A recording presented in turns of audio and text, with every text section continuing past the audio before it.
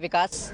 आज हियरिंग होने वाली, सीजे खुद उसको लीड करने वाले, क्या उम्मीद है आप लोग की नीट एग्जाम? मैम उम्मीद ये है, अब तक जितनी बार भी हियरिंग्स हुई है नीट पेपर लीक को लेकर, अगर पेपर लीक हुआ है, प्रूफ हुआ है, तो वो एग्जाम दोबारा कराया गया। इस बार भी हमारी उम्मीद यही है कि क्योंकि इतनी गिरफ्तारियां हो चुकी है, यानी कि पेपर लीक हुआ है, ये तो कंफर्म है, इसे कोई डिनाई नहीं कर सकता, तो यानी कि पेपर कैंसिल करके दोबारा रीनीट कराना ही होगा। और जो स्टूडेंट्स ऐसे हैं जो नो रीनीट चाह रहे हैं, उसमें से काफी स्टूडेंट्स ऐसे हैं जो पेपर लीक और करप्शन से आए हुए हैं। वो बच्चे हमारे ग्रुप्स में आकर काफी बच्चों को गालियां भी दे रहे हैं, उन्हें पर्सनल रिप्लाई करने पर वो डर जाते हैं कि पर्सनली ये हमें पहचान लेंगे। तो वो स्टूडेंट्स ऐसे हैं जो करप्शन से आए हुए हैं, उन्हें रोकने के लिए रीनीट कराना ही होगा। हमारा नाम हरिओम दुबे, मैं यूपी कन्नौज से हूँ। हमारा बेटा है हर्ष दुबे, और जंतर मंतर में जो प्रोटेस्ट किया था सत्याग्रह आंदोलन, वो मैंने चालू किया था। आज तक वो सभी बच्चों ने उसको इतना यहाँ तक आगे बढ़ाया है। आज की हेयरिंग पे चूँकि हम लोग गांव के रहने वाले, तो अपने गांव की भाषा में थोड़े दो शब्द बताना चाहता हूँ आपको।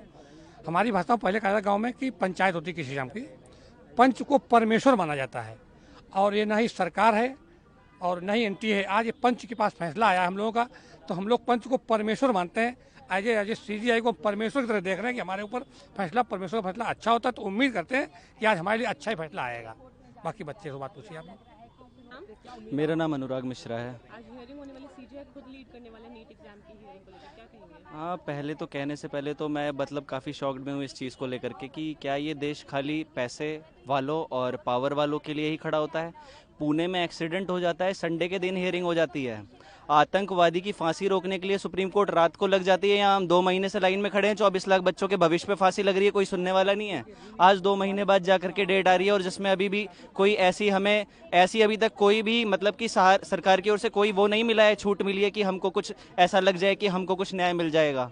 पर अब आज इस इंतजार में यहाँ पर आए हुए हैं, देखते हैं माननीय न्यायमूर्ति के ऊपर जो है सब उसको भगवान की तरह समझते हैं। हो सकता है कि हमारे साथ कुछ अच्छा हो जाए, न्याय की अपेक्षा करते हैं। नाम अनुष्का गौतम है। तो आज हियरिंग होने वाली है, उम्मीद कर रहे हैं सब लोग वर्डिक्ट आ जाएगा, क्या कहेंगे? हम तो यही चाहते हैं कि जो फैसला है वो इसी चीज़ के फेवर में आए कि रीनेट दोबारा से हो, या फिर कोई भी ऐसा विकल्प लिया जाए जिससे जो भी बच्चे डिजर्विंग कैंडिडेट्स हैं वो सिलेक्ट हो पाए, उन्हें कॉलेज मिल पाए। सिर्फ डिजर्विंग कैंडिडेट्स 660 अबव ही नहीं है, जो बच्चे 620 से 650 नंबर लेकर के आए हैं वो भी डिजर्विंग कैंडिडेट्स की कैटेगरी के अंदर बिल्कुल लाई करते हैं। और अगर ये हम बात करें एनटीए की और गवर्नमेंट की, तो वो लोगों ने तो सिर्फ यही कह करके मामले को खत्म कर दिया है कि आइसोलेटेड सेंटर्स के अंदर ही हुआ है जितना भी स्कैम हुआ है, और उन लोगों के मार्क्स इतने नहीं आए हैं कि वो मतलब उन्हें कॉलेज मिल सके। तो ये चीज़ हमें कैसे पता चले? मतलब कोई भी चीज़ की हमें ट्रांसपेरेंसी नहीं है, वो लोग जो कह रहे हैं बस हमें उसी को मान लेना है। ऊपर से अगर गोधरा और पटना के केस लीक हुए हैं, तो हम कैसे ये चीज़ मान ले कि इतने आधुनिक समय में पेपर किसी और के पास नहीं पहुंचा होगा, सिर्फ उन्हीं लोगों तक सीमित रह गया होगा। जब 2015 में 44 बच्चों की वजह से पेपर दोबारा करवाया गया था, तो अब क्यों नहीं हो सकता है जब इतना मास लीक हुआ है? सिर्फ इस वजह से कि रिजल्ट आ गया है, मतलब 2 बार एग्जाम ले लिया गया। वो तो इन लोगों का तरीका है कि वो ये चाहते हैं कि एग्जाम दोबारा से लार्ज स्केल पे ना हो, क्योंकि बहुत लोगों ने 30 लाख 40 लाख रुपए देकर के सीट्स खरीद ली हैं, तो अब वो लोग दोबारा से नहीं चाहेंगे एग्जाम हुए। तो हम यही चाहते हैं कि रीनीट दोबारा से, इससे जो भी बच्चा, जो भी डिजर्विंग कैंडिडेट है वो सामने आएगा, और जितने भी लोग डिजर्व नहीं करते एटलीस्ट उनके बारे में पता चल पाएगा, मेन कल्प्रेट्स इसी से पकड़े जाएंगे। आपका नाम? मेरा नाम अभिषेक है। आज हियरिंग होने वाली है, क्या सोच रहे हो, क्या उम्मीद करते हैं आप इस हियरिंग से? अब हम सुप्रीम कोर्ट के सामने आए हैं, तो हम सोचते हैं कि हमारे पक्ष में फैसला आएगा, लेकिन उससे पहले मेरा मिनिस्ट्री ऑफ एजुकेशन से सवाल है। जैसे आप बोल रहे हो कि पेपर लीक लोकलाइज्ड है, अब एकदम से जैसे आप देखो 2021 से 22 में 665 से 720 लाने वाले बच्चे 11% बढ़ते हैं, 22 से 23 में बढ़ते हैं 21%, और इस साल बढ़े हैं 400%।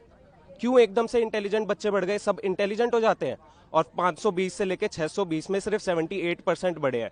तो हम कैसे कह सकते हैं कि पेपर लीक लोकलाइज्ड है? और फिर आप एक वर्ड यूज करते हो एलिजिड, जब सारे प्रूव्स हैं, फॉरेंसिक रिपोर्ट्स हैं, तो आप कैसे कह सकते हो कि अभी तक ये पूरी तरह से प्रूव नहीं हुआ है? पेपर लीक प्रूवन है। और अगर आप देखो, जैसे आप कोई और ऑल्टरनेटिव लेते हो, पार्शियल रीनीट करवाते हो आप, तो वो बच्चे कैसे आएंगे सामने जिनके पास पेपर ऑलरेडी पहुंच गया था? और अगर आप रीवैल्यूएशन करवाते हो जिनके पास ऑलरेडी पेपर था, जिनके सेंटर पे टीचर्स ने ओएमआर भरी है, वो उन बच्चों के तो ऑलरेडी कितनी भी बार पेपर चेक कर लो, उनके तो उतने ही मार्क्स आने वाले हैं ना। तो और कोई सोल्यूशन इसका नहीं है, रीनीट होना चाहिए, सबका होना चाहिए, दोबारा होना चाहिए, इसी से कल्प्रेट सामने आएंगे। That's it. आपका नाम? अनवी गुप्ता। 300-400 तो गलत बोल रहे हैं। क्या उम्मीद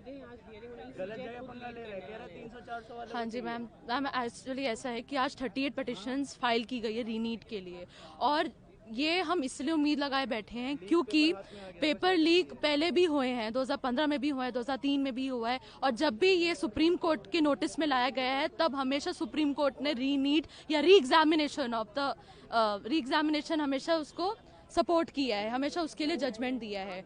और जो नो रीनीट वाले कहते हैं कि भाई हमने मेहनत नहीं की, ये नहीं किया, तो मेहनत सब ने की है। यहाँ जितने भी बच्चे आपको दिख रहे हैं, जितने भी बच्चे आपसे न्यूज़ बोल रहे हैं, उन्होंने सब ने मेहनत की। 630 वाला, 620 वाला, उन सब ने मेहनत करी है, फिर भी उनको कॉलेज नहीं मिलता है इस रैंक इन्फ्लेशन के चलते। और ये जो बोलते हैं रिवैल्यूएशन, तो उन जिन्होंने बच्चों ने ऑलरेडी इतना अच्छा स्कोर किया हुआ है, उनके यहाँ फिर से मार्क शीट उठा लेंगे, उनको तो फिर भी पूरे सर्कल्स मिलेंगे, पूरा उनकी मार्किंग पूरी सही रहेगी, तो उनके में तो कोई मतलब डिफरेंशिएट करने का कोई सार ही नहीं रह जाता है। तो इसलिए हम चाहते हैं कि इतनी ज्यादा रैंक इन्फ्लेशन, वो भी सिर्फ 620 से 720 के बीच, सिर्फ उसी स्लॉट में आना, ये बिल्कुल ही गलत है, बिल्कुल ही इसमें दाल में कुछ काला वाली बात है ये।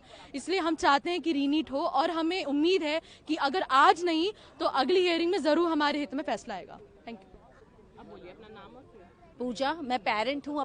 मेरी बच्ची ने 642 स्कोर किया है, और आज वो इस कंडीशन में है कि उसको एक भी रिस्पेक्टेबल गवर्नमेंट कॉलेज में सीट अच्छी नहीं मिल रही। इसका कारण सिर्फ और सिर्फ जो बीच में धांधलेबाजी करके आए हुए बच्चे हैं।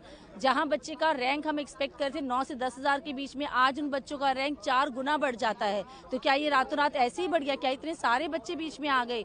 तो जब भी इस सिचुएशन में ऐसा हुआ है, सिर्फ आखिरी उम्मीद हमारी सुप्रीम कोर्ट पर ही जाती है, और आज भी हम इसी उम्मीद से आए हैं कि सुप्रीम कोर्ट सारे मामले को बिल्कुल बारीकी से देखते हुए इस पेपर को कैंसिल करेगी और बच्चों को दोबारा चांस देगी, ताकि जो बच्चे बीच में गड़बड़ करके आए हैं वो सारे अलग हो जाएं, और जो डिजर्विंग कैंडिडेट्स हैं उनको अपनी सीट मिले।